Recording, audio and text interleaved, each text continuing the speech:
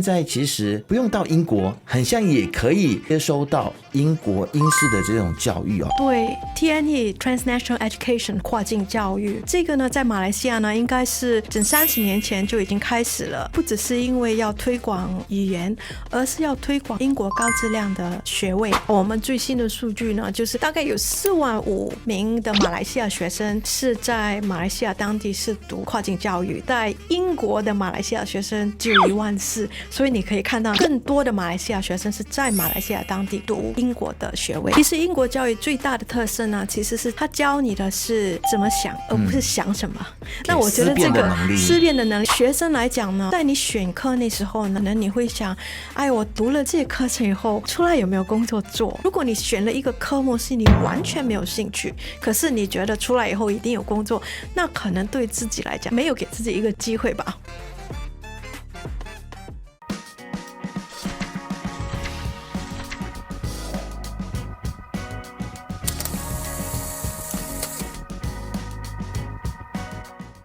嗨，你好，我是能杰。这个时候你在收看以及收听的是由 BFM 财经所制作的自由时事。那么今天呢，我们要来探讨的这个话题呢，是英国文化协会他们如何透过 TNE 来在马来西亚推行跨国教育。那么其实我们都知道呢，马来西亚它是身为英联邦国家之一啊，那马来西亚的教育制度呢是深受到英国教育体系的一个影响的。那么这其实呢为我国的这个英语教育呢奠定了非常厚实的一个基础哦。那么同时呢在马来西亚其实我们都在强调说要强化国语，提倡英语，并且掌握母语的多元流教育啊，那么更促进了英语的发展啊。那么其实呢今天来到我们节目当中的这一位马来西亚英国文化协会的代表呢，也就是 British Council 的代表呢，也一直不断的在致力于推广英语教育啊。除了英语教育之外呢，我相信大家对他们的认识还包括他们透过了像是艺术、文化、教育，还有英语语言以及人民之间的一些交流呢，他们来建立一些两国良好的关系之外，其实在推行教育的这件事情上面呢，我想大家是非常有印象的。在我的印象当中呢，其实 British Council 这一个名字呢，在很年轻的时候就听过，然后我身边有很多英文讲得好的朋友呢，几乎都曾经在 British Council 补习过、上课过啊。那也有很多去英国深造的朋友呢，基本上他们也是透过 British Council 的介绍或者是穿针引线呢，到英国去深造的啊。那么其实在整个全球化的趋势底下呢，其实British Council 也就是英国文化教育协会呢，他们也推行了一个叫做 TNE 的项目啊。那么这个项目呢，要来帮助海外的学生呢，在不需要到英国去深造以及求学的情况之下，也可以获得英国的学历。这个究竟要怎么做到呢？今天我们很欢迎来自 British Council 的代表 Zezro 吴媛媛女士来到我们的节目当中。吴女士，欢迎你。你好，来跟我们的观众朋友打个招呼。嗨，观众朋友大家好，我是吴媛媛，英国文化协会马来西亚的主任。今天很高兴可以上到这里跟大家聊一聊跨境教育。是啊，您的华语真的是讲得非常的好。你知道我想要访问 British Council 已经很久很久的时间，当你们的人来联络我的时候呢，我是非常兴奋的，因为过去曾经你们做过很多很棒的事情，但是呢要访问起来大部分都只能够用英语交谈哦。今天所以有您这样子会讲中文的代表，我觉得是很棒的一件事情。可不可以先请您来先自我介绍一下让我们的观众来多一点认识你。你好，那么我其实是马来西亚出生，然后大学那时候到了澳大利亚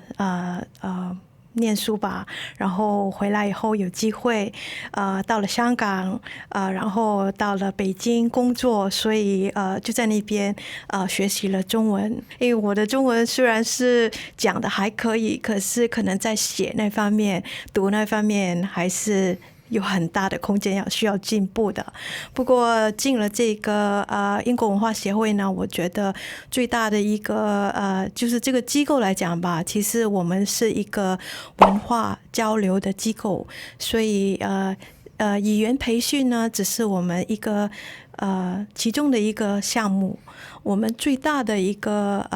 使命吧，作为一个英国的一个企业来讲呢，其实是在人文交流，就是通过艺术、通过教育、通过语言英语，来让全球的人更加了解英国这个国家，还有就是英国的那个values 是什么。其实听到你的经历呢，可以真的是感受到你是一位国际型的人才啊，在很多国家都有工作过、生活过，所以我相信你对于这个英语流派的文化也好，或者是教育，在这个世界各地每个地方所造成的这个影响，应该都有很多的观察。那包括因为您自己也是马来西亚人，所以你可不可以跟我们来分享你自己，特别是对于马来西亚身为英联邦国家之一啊，你认为其实在我们的教育制度里面呢，其实它有没有承袭了哪一些英国教育制度的一些优点？我觉得最重要的优点就是在于包容性。其实我觉得包容性是非常重要的。我觉得马来西亚人吧，当你出国那时候呢，我们最大的优势就是我们的语言方面，就是说我们大部分都可以至少说3到4个语言吧。那这个呢是其实很多国家的人们呢他们都做不到的。那么我觉得这个绝对的优势呢，我也希望我们的年轻一代的马来西亚的人呢都要就是保留着这个优势吧，因为我觉得这个是非常重要的。第二就是说英语来讲呢，其实英语现在目前来讲呢还是非常多的国家的人而且它是在商业上面呢还是那个 official language， 所以我觉得每个人都是要尽力去至少会应用吧，至少会要拿来沟通，因为这个来讲呢就是可以把你带到全世界，你都是会没有问题的去沟通的。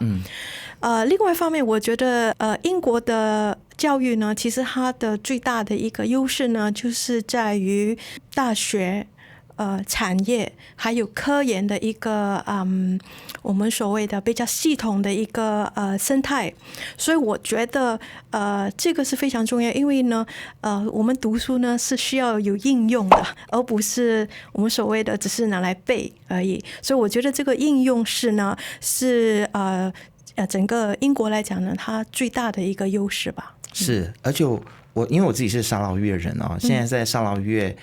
我们现在要叫它邦，沙劳越邦呢，这个地方英语还算是这个邦里面的一个 official language 啊，就是官方的语言之一。那其实我相信，在我印象当中，其实有很多沙劳越的朋友，以前的同学，他们到英国去留学，然后他们是能够直接去衔接到英国，从中学一直到大学哦，所以我相信这个也是马来西亚身为英联邦国家，它有的一个优势，特别是如果它是在国际学校，或者是他是长期受到英文教育的话，他就可以直接的去衔接。但是现在其实不用到英国，很像也可以能够去享受到，或者是能够去接收到英式的这种教育哦。你们似乎现在在推行的一个叫做 TNE 的一个 program 嘛，对不对？对 TNE Transnational Education 或者是跨国跨境教育，其实这个呢在马来西亚呢应该是整30年前就已经开始了。诺丁汉大学在马来西亚是英国第一个应该说跨出来的一个大学，而且它是选马来西亚作为它的第一个站。然后呢，我们觉得这个跨境教育其实不只是因为要推广语言，而是要推广的是英国高质量的学历，可以让更多的人不需要到英国去也可以得到这个高质量的学位，而且呢也可以体验到不同的教育还有学习的方式。那我觉得这个也是可以让我们的学生可以开阔他的一个视野吧。也可以让本地的一些教师还有科研的人有机会在跟英国的学校更紧密的合作。是您刚刚所提到这个诺丁汉的这个例子啊，那可不可以跟我们再进一步来讲解？因为其实我们想象说，如果要接受到英国式的这种大学或者是高等教育的话，可能要到英国去会比较地道一点点啊。但是你刚才所提到的这个例子，诺丁汉大学它算是在马来西亚设立了一个分校嘛，所以它的师资也好，或者是它的整个的教育的这个模式，是不是也是沿袭了就是在英国的母校的同样一套的这样子的一个系统跟制度呢？完全是，其实是那个制度跟那个系统是从英国那边带进来的。可是更加重要的是，他会把马来西亚的一些情况、一些企业的一些需求，把它带进去。所以呢，我刚才已经讲了，我其实觉得英国的教育最大的一个特色就是怎么样跟企业有一个系统化的一个ecosystem。那我觉得这是非常重要，因为我们的学生在这里读书，他们未必是要到英国去上班的，他还是要在马来西亚工作。那么怎么样去运用，怎么样去把他学习的东西应用在那个市场上面呢？这个也是很重要的。所以我觉得是有改善的。就是把那些课程跟那个系统拿到马来西亚以后呢，就是把它customize，然后比较适合马来西亚。那么这个我觉得是很重要的，要不然读的东西就没用了。是因为你刚才有提到另外一件事情，我觉得也是很有趣哦，就是包括了像是在这个整个的师资上面，我觉得它也是刺激到了本地的这一些教授以及教学的这一些不管是助教也好或者是整个我觉得它对于马来西亚的教育，它肯定是带来一些影响的。因为过去我们可能所看到的就是学生过去在英国学习，但现在整个的学校当他搬过来马来西亚的时候，可不可以跟我们聊聊你的观察？就是像诺丁汉大学，它其实在马来西亚设立分校之后，它其实对于马来西亚的高等教育，它没有带来一些的冲击或者是一些正面的影响呢？我觉得是绝对是有的。那我首先要说的是，其实英国教育最大的特色呢，其实是在于它教你的是怎么想，而不是想什么。那我觉得这个思辨的能力是很重要的。不管是诺丁汉或者是 Harry Ward 还是 Sunway Lancaster， 这些都是我觉得这是非常重要。因为这个等于呢，你毕业了以后，你还是继续在思考，继续在进步，而不是只是停留在你那个3年的那个学习的那段时间。我觉得他怎么样去帮助马来西亚整个高等教育呢？其实有3点吧。第一，看到的就是在于科研这方面，在于培养我们的所谓的教师academics 呢，这个是给他们很大的机会，是可以开阔他们的视野，跟英国那边的教师一起合作，一起做科研。那这个是对于每一个学校每一个人的那个提升呢，都会提高的。第二呢，在于他怎么样去跟本地的产业去合作，来促进research， 来促进那个我们所谓的学生的那个 employability， 那这个也是非常重要的。第三就是怎么样跟本地的大学去合作，那这个呢也是我们也可以看到近几年来讲，我们本地的大学呢，在那个我们所谓的 ranking QS 的 ranking 排名之上呢，也是一直在增长。那这个呢是整个环境来讲，对于整个高等教育的环境来讲呢，其实是有提升的。是，这是相辅相成的。因为刚才我也很想问说，在像是英国的这些英式的这些大学，他们来到马来西亚之后，有没有哪一些做法呢？是被本地的大学他们去效仿的向你们致敬的有没有？我相信肯定是有的。肯定是有的，比如说兰卡斯特跟Sunway的一个合作OK。那么我觉得他们最大的这个优势吧，这个合作上面呢，就是刚刚开始，其实他们非常注重学生的学历 student experience， 他们在那边的那个经历是什么。可是合作了那么久，差不多有20年了吧，他们现在已经开始去看一下怎么样去促进他们在科研这方面的。那么这个也带进了 Sunway University 作为一个私立大学，它在科研这方面的提升，因为兰卡斯大学可以把他们这一方面的经验带进来。那我们也可以看到最近Sunway大学他自己的排名呢也是已经提高了，所以我觉得这个是非常非常好的一个现象吧。尤其是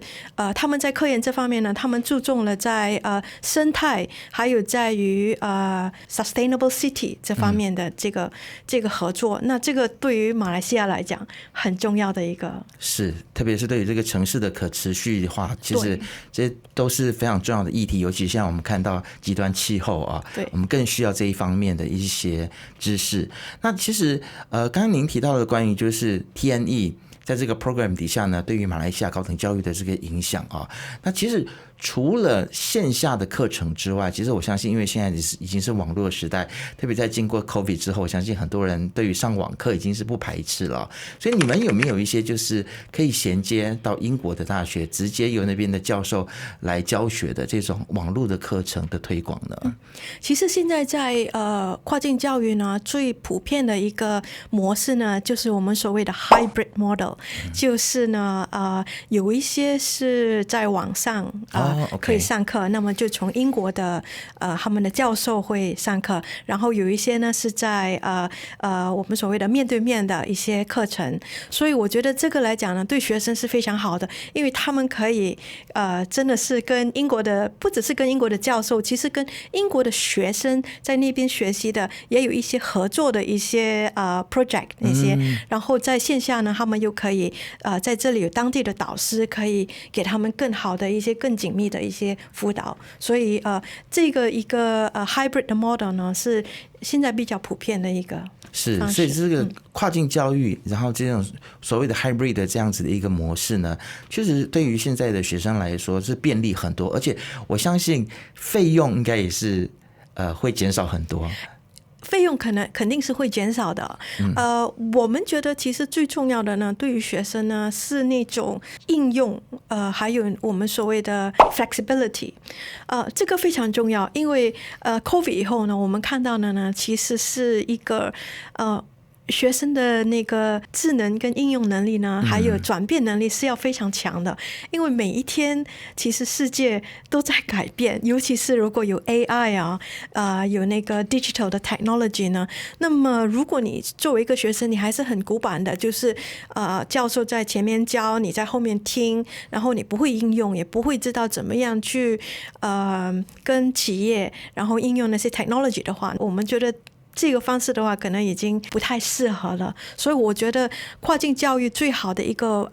为什么它有好处呢？其实是它可以把两个国家最好的东西放在一起，然后给我们的学生有这个机会去体验。可不可以跟我们分享一下，现在这个跨境教育它就是每一年的这个报名的这个人数是上升的吗？在我的想象里面应该是肯定是上升的吧。这个是其他国家我不清楚，因为我们没有那个数据哦。对英国来讲呢，目前来讲是一直在上升的。现在目前来讲呢，在马来西亚我们最新的数据呢，就是大概有4.5万名的马来西亚学生是在马来西亚当地是读那个跨境教育的，英国的。然后其实在英国的马来西亚学生只有14000，所以你可以看到那个分别，就是更多的马来西亚学生是在马来西亚当地读那个英国的学位的。虽然说我们说马币呢最近是有上升啦，但是在过去一段时间之内，我们都知道马币对英镑那个兑换率事实上很多的家长，特别是如果有孩子在英国的话，他们会觉得是一个蛮大的负担但是有了这个跨境教育之后呢，这个负担就可以得到减轻了。但是其实大家可能要问的一件事情就是说，相关的文凭其实是不是受到马来西亚政府的承认的？这个绝对是一样的认可的。我觉得其实学位呢，你在马来西亚读，在英国读都是一样的，那个一模一样认可。可能不一样的是在于人生的体验。因为你到英国去，你可能爸爸妈妈都不在你身边了，你可能要更独立，然后你体验的那个生活也不一样，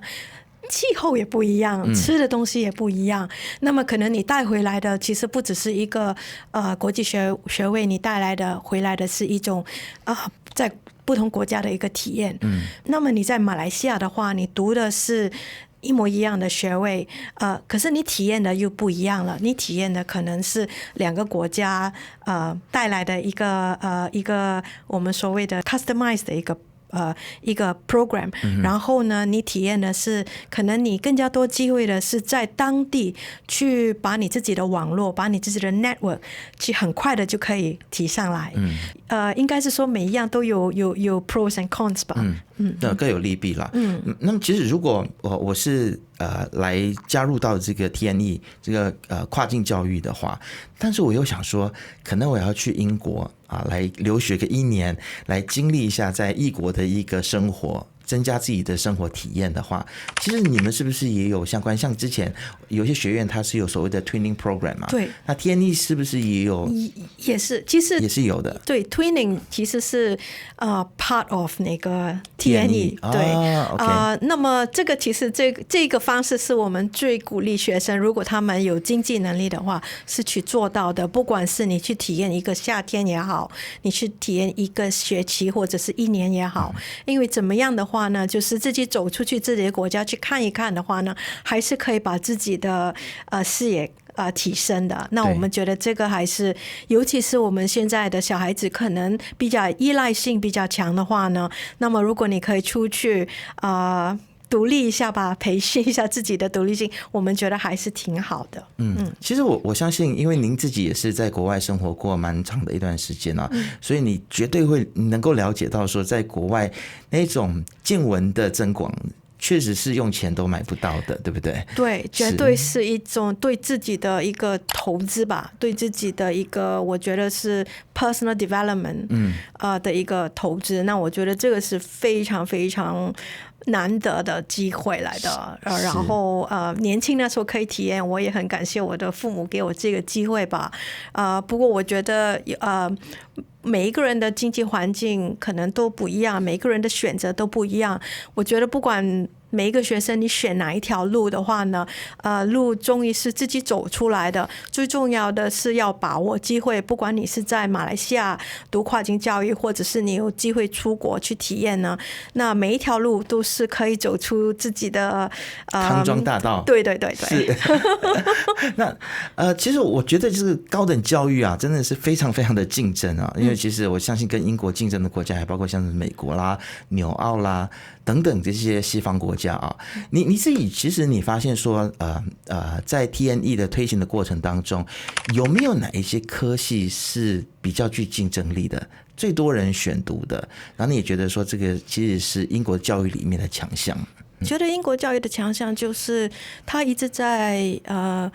跟着那个世界的改变，产业的改变而去发展的。是。那我觉得这个很重要。科研产业跟大学的一个系统的那个结合呢是非常重要的，要不然的话呢你就落后了。所以这个是我觉得它的最大的竞争力，而且呢是应用力很强，所以在你的技术这方面的那个培训呢，还有你出来的应用力就非常强。那么我觉得学生来讲呢，在你选课那时候呢，很多时候可能你会想，哎，我读了这个东西以后，读了这个课程以后，出来有没有工作做？那我觉得呢，要考虑的当然是要考虑实在，可是也要考虑自己的兴趣。因为呢，我刚才已经说了，每一条路你都可以走出自己的想走的那一条路。如果你选了一个科目是你完全没有兴趣，可是你觉得出来以后一定有工作，那可能对自己来讲是没有给自己一个机会吧，我觉得。所以学生跟家长呢，我首先觉得要去了解，不只是说什么样的课程可能出来比较多工作，而且也是要了解自己的孩子那个兴趣在哪里，那个优势在哪里。因为不同的课程其实它教的东西还有你学的东西都可能会有出入的，所以不要太担心说哪一个课程是最多人读，而是要自己去看一下其实自己的兴趣是什么。那讲到这里呢，我就希望学生们可以通过暑假这里马来西亚应该没有暑假，就通过比较长的假期呢，出去找一些internship 吧，或者是找一些暑期工作。那么通过这样子呢，去可以跟多一点已经在外面工作的人去打交道，这样你可以自己知道哪一个东西是适合你，哪一个东西是未必你自己喜欢的。是。那么其实我们讲到这个跨境教育啊 ，TNE， 其实我觉得这是一个很好的一个教育的模式。当然，我相信它肯定会面临到一些的挑战啊，特别是可能我们现在的马来西亚的教育制度呢，跟我以前年轻的时候又不太一样了。以前我们是相当重视英文的，然后大家在毕业之后呢，然后特别是在沙劳越啊，我发现跟西马半岛又很不一样。沙劳越人可能在中学毕业之后，英文都可以讲得不错，但现在似乎在西马半岛我这边发现说，英文讲得好的孩子很像是越来越少了。所以这个对于你们 TNE 的这个 program 来说，会不会是一个挑战呢？其实对于英国教育来讲呢，整个系统来讲呢，我们非常非常注重学生的成功率，就是他的毕业的那个可能性。所以其实还没有进去之前呢，还没有进去任何的英国的课程之前呢，学生是需要考，不管是雅思呢，还是其他的语言考试，你要证明首先你有这个语言的能力来应付那个课程的。那么如果学生是没有达到那个所谓的那个入职的标准的话呢，那他们可能是需要去先要有一段时间呢是去补习英语呢，还是有英语的课程他是需要去读的。这个是非常重要，因为我们不希望学生进去了以后因为语言的能力跟不上那个课程，所以一定要首先要证明自己有这个英语的能力。那么目前来看马来西亚学生的成功率还是非常高的。OK，还不错。是。那其实我知道 British Council 也一直不断的在这个英语教育上面以前我记得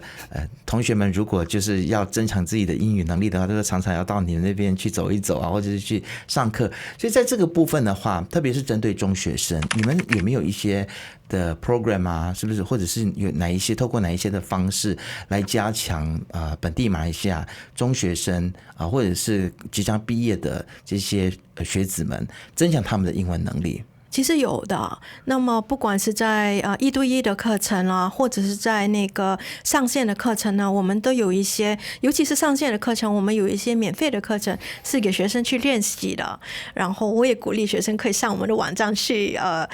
搜一搜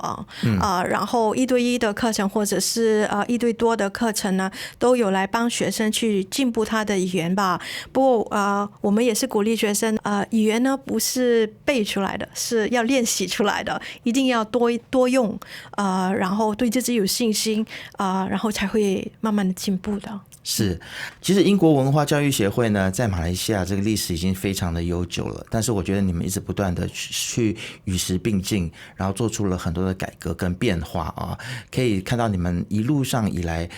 不停的在转变。那么对于这个英国文化教育协会来说呢，未来你们还有哪些展望，还有哪一些计划可以在今天节目当中来跟我们透露一下的呢？谢谢。其实我们已经在马来西亚75年了，那今年是进入我们76年，所以